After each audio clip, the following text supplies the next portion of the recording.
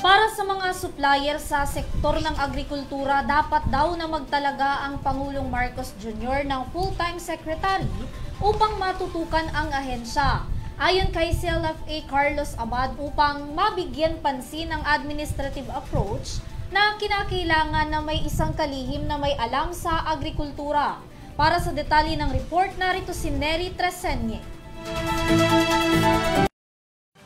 Naniniwala ang Central Luzon Farmers Association o CLFA na dapat magtalaga si Pangulong Ferdinand Marcos Jr. ng full-time secretary na tututok sa kalagayan ng agrikultura sa bansa.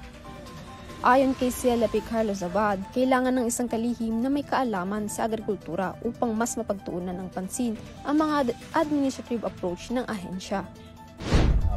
Anyway, sige po. Yung question niyo po kung if the President will be manatili o hindi. I think from strictly yung mga administrative approach po ng focus doon sa agency, we would really need more a full-time secretary po para merong focus talaga na technocrat po at the same time.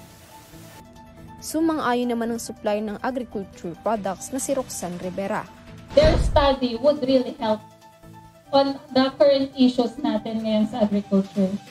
Matatandaan na halos isang taon at 4 na buwan nang nakaupo si Pangulong Marcos bilang presidente at kalihim ng Department of Agriculture.